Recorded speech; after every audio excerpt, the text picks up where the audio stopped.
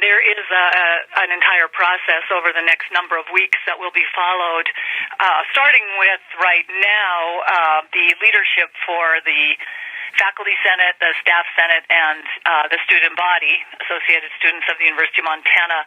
They are reviewing all of the comments that came through and will be delivering summaries of comments on the President's plan and proposal to him in early December. I don't have the precise date off the top of my head.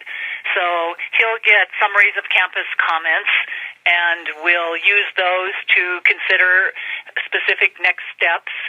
And also what happens in the first half of December will be that any proposed reduction of personnel plans must be sent to, first of all, the Vice President for Administration and Finance, Mike Reed, and also to the head of Human Resource Services, because HR has to go through all the applicable policies. There are procedures. There are, in many cases, union agreements. So that all must be followed to the letter and will be followed to the letter. So that review will take place through December. And then we're into January when final decisions are made, and anyone who's affected as an employee will receive notice from HR, and they'll sit down with Human Resources individually to talk about people's available rights and what the agreements are and what the status is. So we're looking at a process that lasts into January. Now, if you would remind us about what are the numbers of staff cuts and the amount of money that needs to be trimmed from the budget? You know, Peter, I don't have the amount of money, and that's because we're really focusing on FTE, full-time equivalent numbers of employees, because we're looking at having fewer students and the ratio of faculty and non-faculty positions to the number of students and to the number of faculty we have.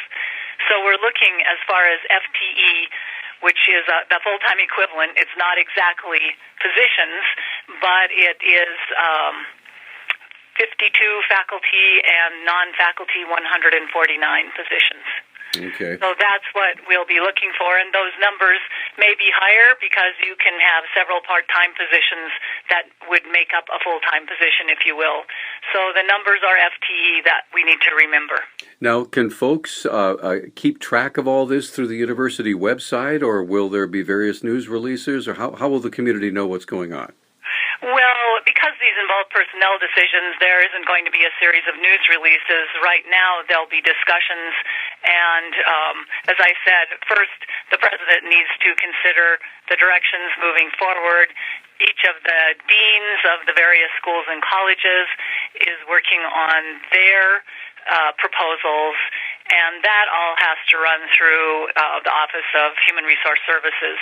So really, when you're dealing with personnel and budget decisions, none of that is going to be piece by piece